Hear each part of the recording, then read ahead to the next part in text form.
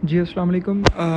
आज की वीडियो में मैं आपको ये बताऊंगा कि जो पीपीएससी का पेपर है उसका पैटर्न क्या है, आपके सामने जब क्वेश्चन पेपर आएगा तो वो कैसा होगा और कौन सी इंपॉर्टेंट चीज़ें जो आपने पेपर अटैम्प्ट करने से पहले देखनी है, और मैं आपको एक सैम्पल पेपर भी दिखाऊंगा। जैसे ये देखें, ये पीपीएससी पास पेपर 2018 के अंदर जो पेपर आया था ये वो है। ठीक है, सबसे पहले ऊपर आपको नज़र आएगा कि written test for the recruitment to the post of pharmacist BS17, और वो वाली जो डेट होगी वो वहाँ पे मेंशन्ड होगी जिस दिन पेपर होगा। ठीक है, और ये primary and secondary health care department के थ्रू होगा।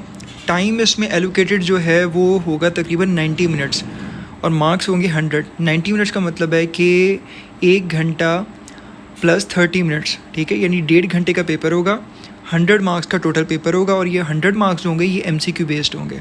ठीक है, उसके बाद इसमें नीचे इंस्ट्रक्शंस लिखी हुई हैं, इंस्ट्रक्शंस को आपने गौर से पढ़ लेना है, और अभी जो मैं आपको समझा रहा हूँ आपने समझ लेना है, ताकि वहाँ पे भी आपका टाइम सेव हो जाएगा जब आप इसको देखेंगे एक नज़र। Right your allotted roll number in the top right corner of question paper and in the specified place of answer sheet. ठीक है, अब ये अभी मैं आपको थोड़ी देर में पेपर दिखाऊंगा। ठीक है, तो ये इंस्ट्रक्शन यहाँ पे लिखी हुई है, और वहाँ पे आपने क्या करना है कि आपने अपना रोल नंबर लिख लेना है। ठीक है, टॉप राइट कॉर्नर के ऊपर जो भी आपको आंसर शीट मिलेगी वहाँ पे एक टॉप पे राइट कॉर्नर के ऊपर आपने अपना रोल नंबर लिख लेना है। ठीक है, रोल नंबर वो होगा जो आपको रोल नंबर शीट मिलेगी। ठीक है, जब आप अप्लाई कर देंगे ऑनलाइन उसके बाद आपको एक रोल नंबर अलॉट हो जाएगा। ठीक है, आपने वो रोल नंबर जो होगी शीट वो प्रिंट करके अपने साथ लेके जानी है। ठीक है, और आपने जब वहाँ पे जाएंगे तो आपको जो एक आंसर शीट दी जाएगी, ठीक है, क्वेश्चन पेपर देने से पहले आंसर शीट दी जाएगी, आपने वो आंसर शीट के ऊपर अपना लिख देना है रोल नंबर। फिर write paper code on your answer sheet and fill in the relevant bubble code carefully. अब ये होगा कि आपको एक पेपर क्वेश्चन पेपर जो दिया जाएगा, ठीक है, उसका एक पेपर कोड होगा, आपने उसको अपनी आंसर शीट के ऊपर भी लिख देना है।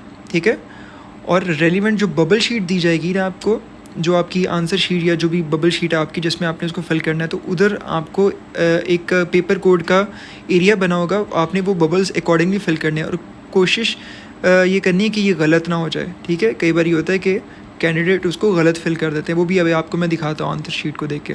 Read question paper carefully and mark your answer on the answer sheet only. ठीक है, आपने बबल शीट जो होगी उसको फिल करना है, ये इंपॉर्टेंट है। 4th point, each question has 4 options, fill only 1 box you think is correct, each question carry 1 mark, 0.25 mark will be deducted for each incorrect answer. ये याद रखना है कि अगर आप एक क्वेश्चन को खाली छोड़ देते हैं तो आपका 1 नंबर कटेगा। अगर आप एक क्वेश्चन को फिल करते हैं लेकिन आप गलत फिल करते हैं तो आपका 1.25 नंबर कटेगा। एक तो वो जो आपका गलत हुआ, और उस गलत होने की वजह से 0.25 नंबर की नेगेटिव मार्किंग। इसका मतलब है कि एक रॉन्ग आंसर पे आपका 1.25 नंबर कटेगा।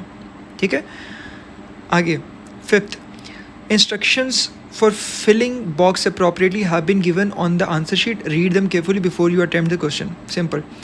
6th, read the instructions on answer sheet and question paper carefully before you start answering. Obviously आपने दोनों की इंस्ट्रक्शंस को पढ़ना ज़रूरी है, बेशक आपको मैं अभी समझा रहा हूँ लेकिन आपने एक बार उसको गो थ्रू ज़रूर करना पेपर अटैम्प्ट करने से पहले। 7, sign the answer sheet in the box provided at the bottom corner. ठीक है, जहाँ पे भी कैंडिडेट के सिग्नेचर का लिखा होगा वहाँ पे आपने साइन ज़रूर करना है। Return both question paper and answer sheet to the staff at the end of the test, use of calculator is not allowed. ठीक है, if a candidate has any observation on the paper, the same may be brought to the notice of PPFC during the conduct of the test examination. No representation on the paper will be entertained thereafter. ठीक है, अगर उधर concern है तो आपने उधर ही बताना है। ठीक है, ये फर्स्ट पेज के ऊपर इस तरह से इंस्ट्रक्शन होगी सारी। उसके बाद आपके पास ये क्वेश्चंस आ जाएंगे। ठीक है, ये नंबरिंग होगी क्वेश्चंस की, मिक्स क्वेश्चंस होंगे, पूरे फॉर्मडी में से भी होंगे, साथ ही साथ आपके इंग्लिश, उर्दू, मैथ्स, इस्लामियत, करंट अफेयर, जोग्राफी वगैरह इस तरह से होंगे। ये 100 नंबर का पेपर होगा। ठीक है, अभी मैं आपको बता देता हूँ कि ये किस तरह से आपको ये आ सकता है। ये देखिएगा, अब जैसे ये एक सैम्पल पेपर है। ठीक है, ये सैम्पल पेपर, इस पे ये इंस्ट्रक्शंस लिखी हुई सारी जो मैंने आपको बताई हैं अभी। ऊपर देखिएगा कि ऊपर पेपर कोड लिखा हुआ है, टॉप लेफ्ट के ऊपर देखिएगा ये बी लिखा हुआ है, यानी कि ये पेपर आपका कोड है। ठीक है, या पेपर का ये अलॉटेड नंबर है, उसके ऊपर आपका रोल नंबर लिखा हुआ है, तो आपने यहाँ पे रोल नंबर अपना लिख देना है। ठीक है, उसके बाद ये नीचे कैंडिडेट सिग्नेचर का है, आपने ये सिग्नेचर कर देना है। और बाकी इंस्ट्रक्शन वही है जो मैंने आपको बताई। और ये देखिए कि इस तरह से 1 2 3 4 5 6 7 8 इस तरह से ये आपके आ रहे होंगे नंबरिंग, ठीक है।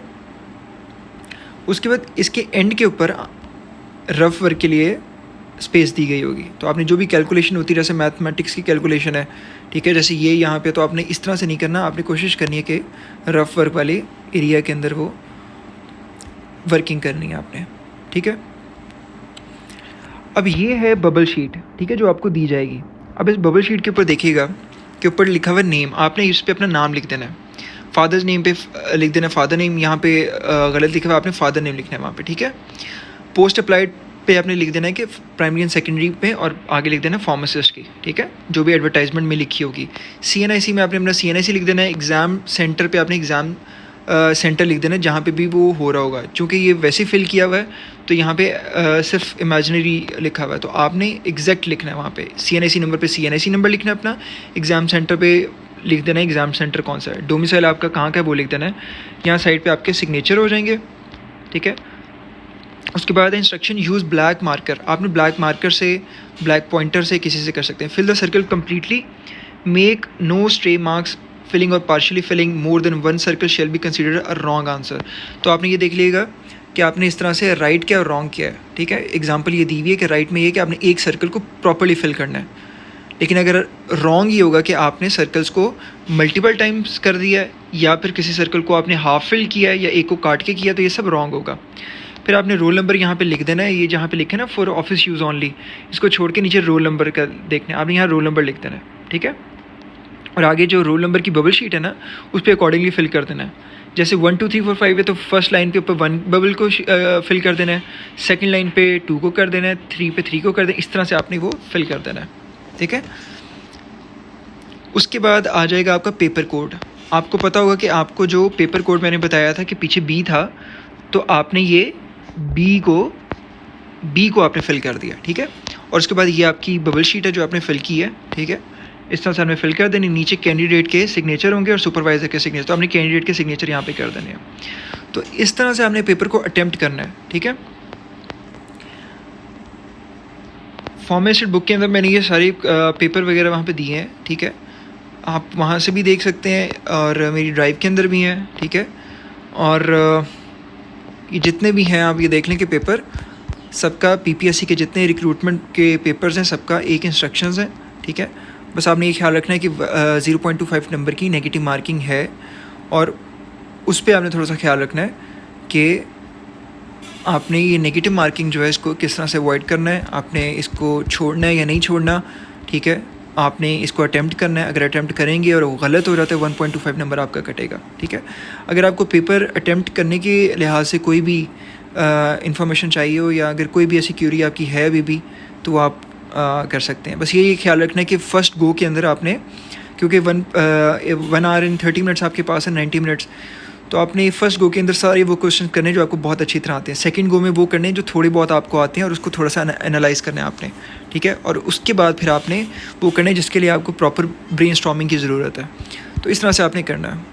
तो अगर आप वीडियो देख लें तो कमेंट कर दीजिएगा डन का, और ताकि मुझे पता चले कि आप मेरी वीडियोस को फॉलो कर रहे हैं, ताकि मैं बाकी जो वीडियोज़ हैं उसको भी अकॉर्डिंगली अपलोड कर दूं जब आप सारे इसको देख लेंगे। Thank you.